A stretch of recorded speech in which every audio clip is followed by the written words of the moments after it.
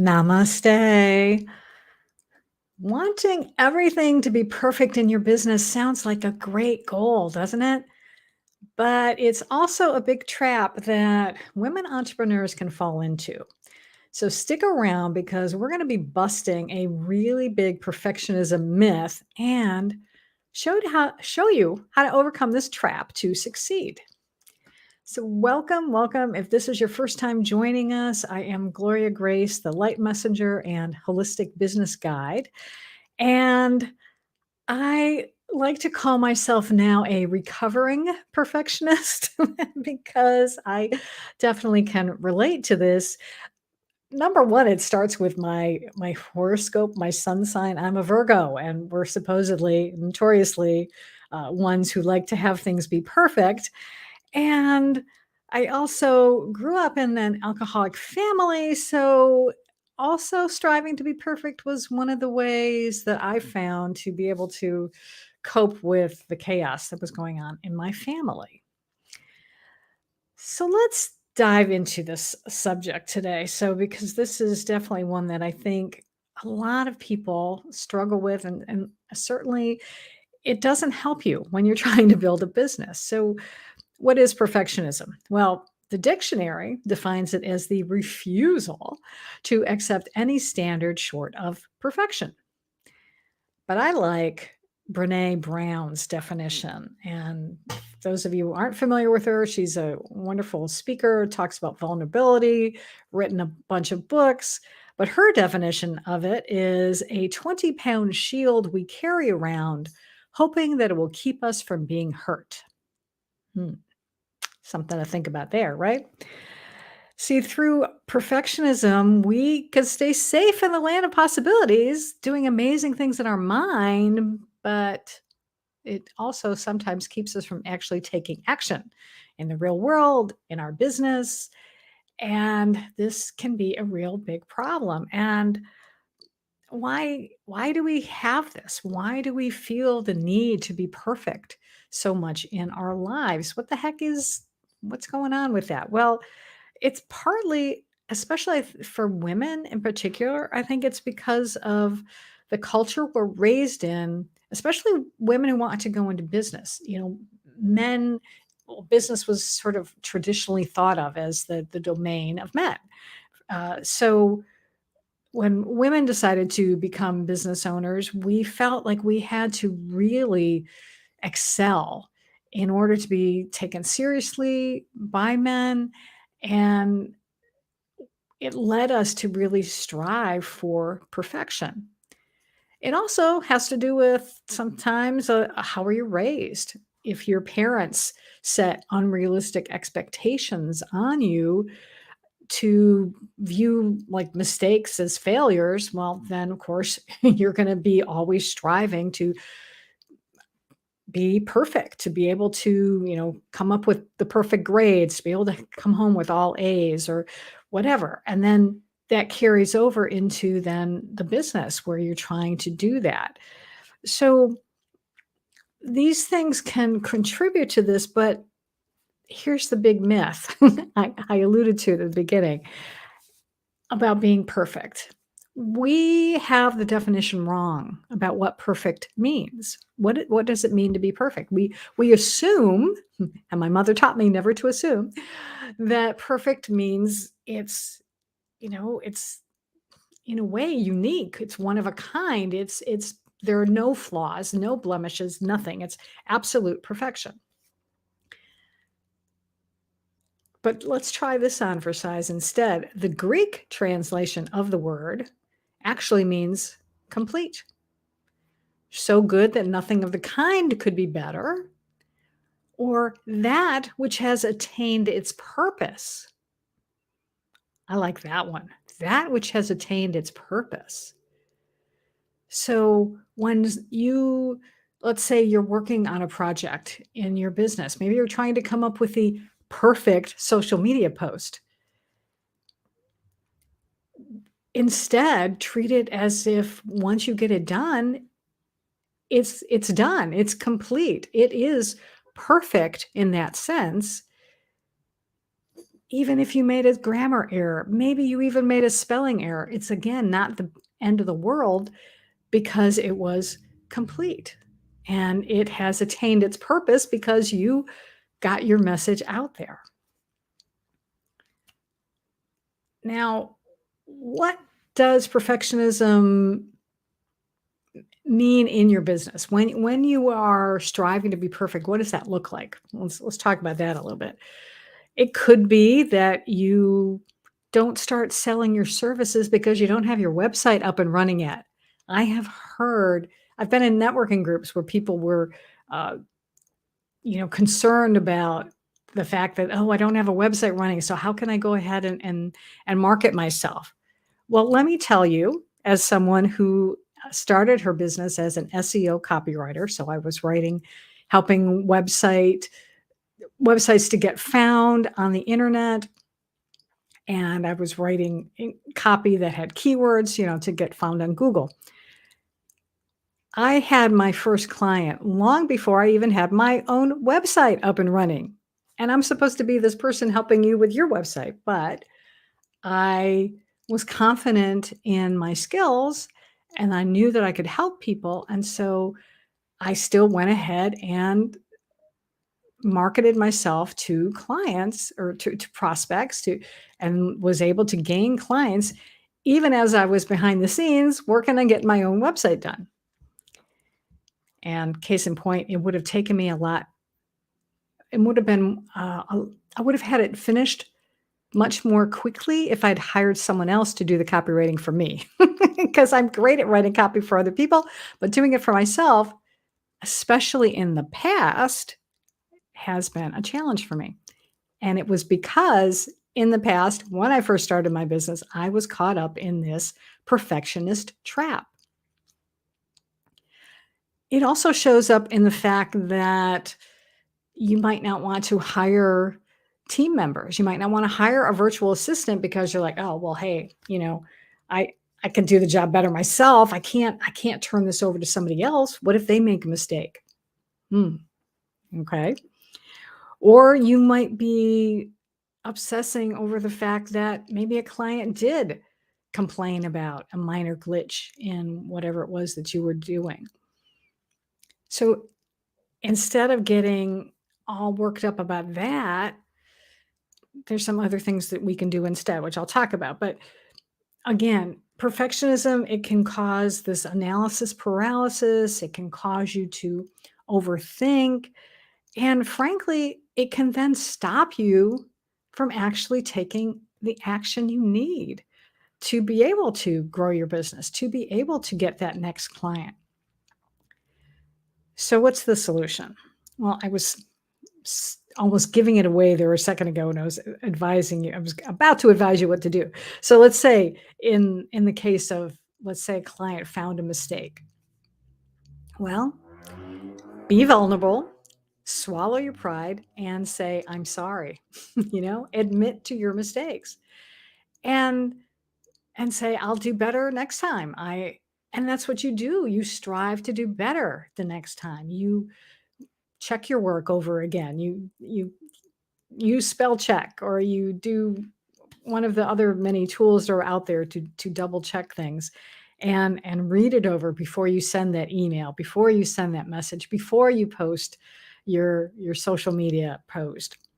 Review and know that mistakes are still bound to happen. When I published my book, now, again, see, I made the mistake of not hiring an editor. I went over it time and time again, and I thought I caught all of the spelling mistakes or grammar things or punctuation. No, once I saw it in print, as I was reading it, I was like, oh, no, oh, I missed one. Shoot, oh, no, here's another one. There's not too many, thankfully, maybe 3 or 4. I'm sure it's less than a dozen. I know that for sure, hopefully. And because I was striving to be perfect and doing it myself, if I had hired someone else, because it's always good to get a second pair of eyes on something, especially as important as a manuscript, it would have been better. And even then, I have read books by well-known authors that, again, I still find a spelling mistake or a punctuation error because, again, even the best editors are not perfect and they will miss something. What we can do is to just do our best. That's what we can do. And I love the 4 agreements. And in fact, I've done on the podcast, I have talked about, I went through each of the 4 agreements in separate episodes, and I'll link to the one that says always do your best in the show notes. I'll put that in there. But that's really, in fact, I'm going to read what it says here. It says, your best is going to change from moment to moment. It will be different when you're healthy as opposed to sick. And under any circumstance, simply do your best, and you will avoid self-judgment, self-abuse, and regret. And let me tell you, that is what happens when you are striving for perfection, is that you do become hypercritical of yourself. And that's not a healthy way to be. It is so not a healthy way to be. What you can do instead is do your best in all things. And when you are vulnerable and when you are authentic and you are willing to admit your mistakes to clients, and you're willing to show that you're not perfect, especially doing live videos. I did a challenge with folks several years ago, and a lot of people are hesitant. The reason they joined it was because they were hesitant about doing live videos because they were afraid of making mistakes. And it's okay to make a mistake when you're doing a live video. Lord knows I've done enough of these podcasts where I have not articulated my point of view as well as I may have intended, or something happened. Maybe my cat showed up in the podcast and that I didn't want him to. But it's okay because we're human. We are human. But I did want to share with you a couple examples of successful companies who preach, well, not preach authenticity. They demonstrate authenticity. That's the word I'm looking for. They demonstrate it, and they've been able to build their businesses to new heights because of it. Dove, the soap company, they started back, geez, it's almost 20 years ago now, a campaign for real beauty, where they started showing models in their commercials and in their print ads that looked like real people. You know, there were women who were over 50 who had wrinkles. They weren't airbrushed out. Or Zappos, you know, the shoe company, they are committed to delivering a wow experience. And they even include as one of their values, building open and honest relationships with communication. So that honesty, that's where I'm sure if they mess up an order, they're going to come out and admit it, and they're going to try to fix it. I experienced this in my personal life with a company, 𝗀𝗃, the pet supplies company. And it was about a month ago or so, 6 weeks ago, they actually sent us a bouquet of flowers after our dog crossed the Rainbow Bridge, because we had been, buying supplies from them, and I notified them that we had to cancel our order. And, because of that, and that was just so nice that they are willing to go that extra mile to be compassionate. And that's what it is. It's being compassionate. It's being vulnerable. It's being authentic as a business owner, and letting people know that they're not perfect. Oh, actually, I've got a better example of this. Oh my gosh, I just realized this. Amazon. I know people give Amazon a hard time a lot of the times, but I ordered something from them that was a gift for someone else, and they said it was going to be here by a certain date, and then they notified me a couple of days later saying, "Oh, sorry, it's going to be a few days late." And eventually I did get it. Luckily, I'd ordered it in time. But what did they do? They gave me a gift card. They gave me a $7 gift card that I could use on a future order. So they acknowledged their mistake, and then attempted to rectify it by offering me, a discount on a future order, which is smart business practice because then, of course, I'm going to want to order from them again. So, okay, I hope you get the gist. The gist? No, the gist. That's the word I'm looking for. See, I made a mistake. I'm not perfect, and I don't pretend to be anymore. I don't pretend to be anymore, and it's okay as long as I'm doing my best. So let's get practical now. How do we get away from this perfection mindset and strive to do our best instead? So first thing is to set realistic goals for yourself and celebrate the small wins along the way. So that's one way that you can do it.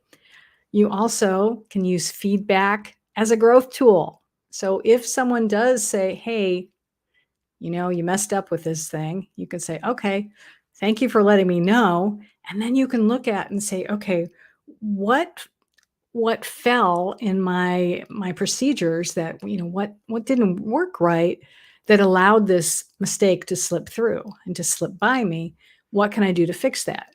So for instance, when I'm talking about my book, next time, and I'm working on a book right now, I will send it to an editor. I will go over it myself a couple of times. I might even ask some friends even to read it through first as well and see if they catch anything. And then I will hire a professional to go over it one more time because it's an investment that's worthwhile. And also, take care of yourself. Prioritize self-care and your mental well-being, because if you're tired, that's when mistakes happen much more often. So if you are well rested, if you are getting maybe a massage once a month, or you are just doing other mindful practices and things like that, then you are going to be in a better state of mind where you are going to be able to do your best, and you will be really conscious of that, and you're going to strive to do your best and not have to worry quite so much about being perfect, which is not going to get you anywhere at all, let me tell you. I also want to give you a couple little tips as well about being authentic and really having this authentic business growth. And it starts by leaning into your intuition. It's really about using that, your higher self, to make decisions and to trust that the answers are within you. And also to trust that, again, everything doesn't have to be perfect. And when you are much more calm and centered and, spend some time meditating, to be able to build that into your intuition, to be able to rely on it, it's going to guide you so that perhaps if you're in a hurry, your higher self is going to say, hey, slow down. Let's take it easy because you might make a mistake and you want to be able to do your best here. So let's take it easy. Also, be willing to learn new things and adapt to change. So again, if something, you want to be able to find a way to be able to improve your business, to be able to continue to deliver the best product or service that you have to offer, then you're going to need to continually educate yourself. Make sure that you are learning about, let's say, learning about the latest tools. I've been taking a lot of different classes and things on how to use ChatGPT, for instance, so I can utilize artificial intelligence, that wonderful AI tool, in my business. And being willing to adapt to change. So also with AI, we've got to be able to, it's here to stay, folks. It's here. And we need to be able to find a way to use it for our benefit and not necessarily be afraid of it. You have to be smart, be careful, but also be willing to to find a way to make it work for you. And finally, is to use a support network, whether that is maybe if you belong to a coaching program, if you have coaches, or you are involved in a mastermind, or maybe you belong to a networking group. I started the Soulful Women's Network last year, and I did this because I wanted to be able to have a way to connect with people, not only every day through our Facebook group, but also to be able to connect in a deeper level once a month. And we have in-person and online meetings once a month where we all get together and we brainstorm ideas. And if I can get my words out today, we brainstorm ideas to help one another if we have a particular challenge going on in our lives or in our businesses, both personal or professional. And that's what a support network can do for you. So find that, whether it's my group or somebody else's. But I so encourage you to be able to get support, because you don't have to do this business alone. You don't have to run your life alone. You can get help, you can get assistance. So yeah, I hope you're ready to be able to break free from this perfectionism trap now and really start to thrive in your business. So I hope you're certainly welcome to join the Soulful Women's Network. I will have the link to that in the show notes. And also, another support network is, and also a place to get education is by listening to podcasts. So like this one. So if you're not subscribed to us already, I hope you will do that. And you can also, we're available on YouTube. So you can also watch us on YouTube at Gloria Grace Rand.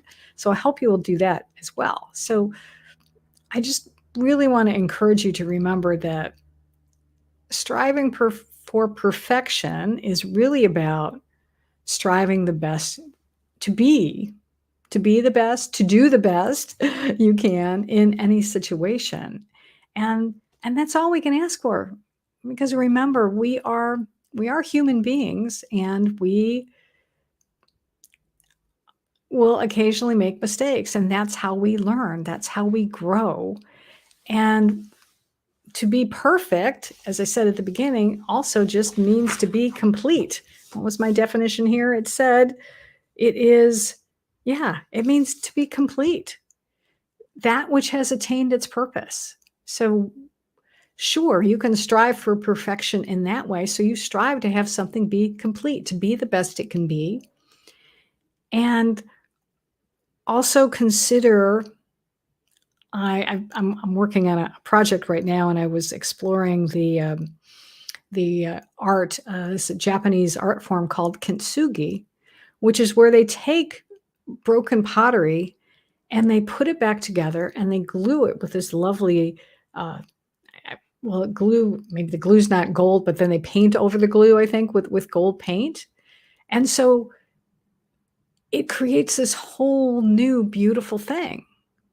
And so it might have its imperfections, but now it's used those imperfections to become something even more beautiful. So you can have cracks, you can have flaws, and you're still perfect, because you are still complete, and you are the best that can be, because you are a child of God. You are part of this wonderful creation that is our universe, and you're perfect in God's eyes. You are complete.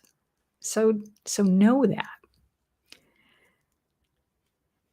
Before I end today's podcast, I love to share, this is my gift to you, something that I've been doing now for several years, and it's a wonderful way of being able to help you, to be able to help you to strengthen your intuition, to help you to release any need to be perfect that you may have in the old type of thinking about it without flaws, to release any emotional blocks that might be keeping you stuck. And it's a sound energy healing that I'm able to transmit from higher realms, from angels, from star beings. And it's something that, if you have never heard of it before, it's something that your brain won't necessarily be able to translate, although some people can. But it's really meant to be something that touches your soul. It's something that your heart and your soul recognize and appreciate. And it's a message ultimately of love. That's really what it is. It's a message of love. And I would love to share that with you right now. So if you are listening to this somewhere where you're driving a car or doing anything like that, I would encourage you to come back and watch this or listen to it later, where you can just sit for a moment and be still, close your eyes, get grounded, maybe take a deep breath in and let it out. And I'm going to do the same in just a moment. And I encourage you to set an intention that the message you're about to receive will be for your soul's highest good, to release whatever blocks or anything that might be having you be striving for perfection too much, and to allow you to let that go and to just let you be the best that you can be right now. So that's what I invite you to do. And I'm going to ask my angels and archangels and all other higher beings to just share with me a message of love and light for you today that will be for your soul's highest good.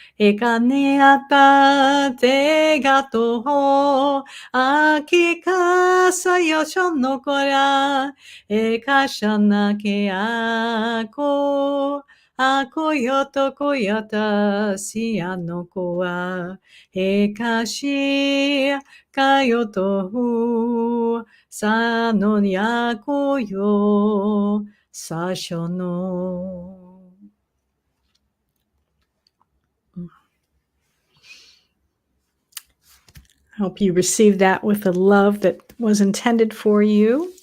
And I encourage you also, if you would love to learn more about light language, you can certainly go to Google and Google it, or you can contact me. If you go to engagewithgloria.com, you can set up a call, and I'd love to answer any questions that you may have about it, or anything else about the podcast you'd like to comment about. You've got any questions?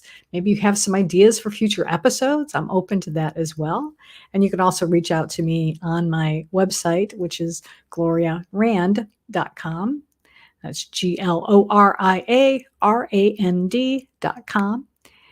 And I think that's going to do it for this edition of Live, Love, Engage. So thank you all for being with me today. Thank you for watching, for listening.